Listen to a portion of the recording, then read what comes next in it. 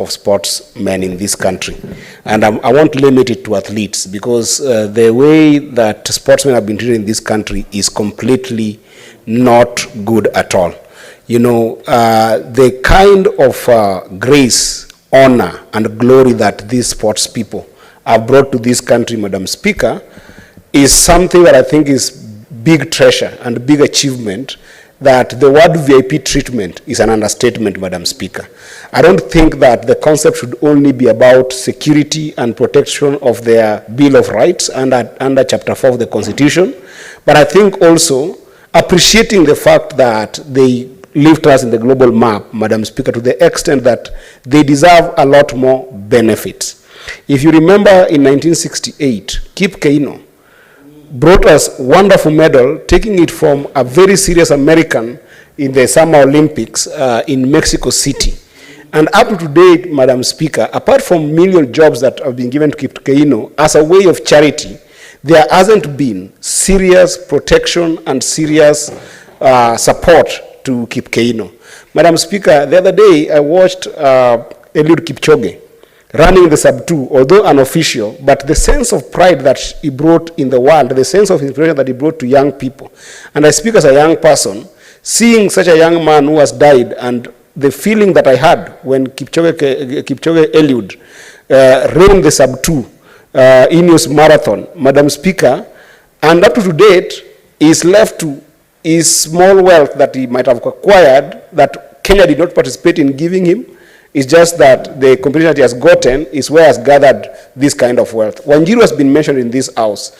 The other day, Faith Kipyegon, Madam Speaker, did a wonderful double of gold medal, actually last year, to this country. The greatest honor that she gets is being invited to Jeff Koinange show and celebrated in Jeff Koinange show, and there is nothing to the name of Faith Kipyegon. Today, as we speak, Madam Speaker, the country cannot forget one young man called Dennis Oliech, who in 2002, Madam Speaker, took this country single-handedly as a captain to Sakafa and made us win Sakafa in 2002. And then, through his own earnings, Madam Speaker, motivated the team, even funded part of the team's bills, so that 2004, he took us to the African Cup of Nations, Madam Speaker. If you look at Dennis Oliech's life today, Madam Speaker, in a country that we have a president, we have senators, we have MPs, my heart bleeds when I look at that young man, Madam Speaker, and the way he has just been left as if he has never contributed anything to this country. Where I come from, Madam Speaker, in Migori County, young people cherish sport because sport unites us. If you come to the Lake region, where you can be able to enjoy good soccer, is Migori County. You know, Migori Youth Academy, that a young man called Aziz started from nothing. Abdi Aziz is a young man who was simply an M-Pesa, attendant. And he has built a team that was in the second league in this country, Madam Speaker. And they almost qualified for the, Premier League.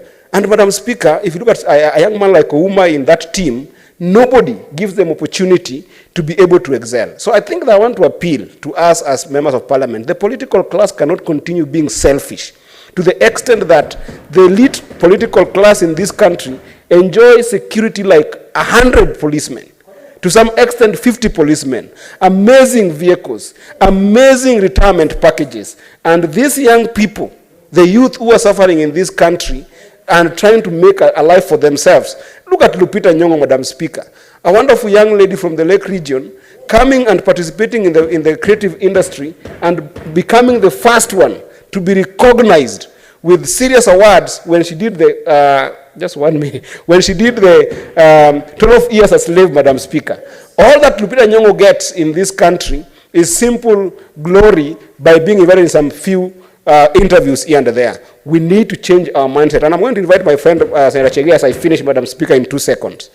Senator Chaerargei, you are a senior member, a ranking member of this House. I want the two of us to sit down and come up with a serious bill that can be able to look at the life of our young men and women in the sporting industry and in the creative industry so that we give them the best that they deserve for the glory that they bring in this country. Senator Mungatana. Thank you, Madam Speaker. Madam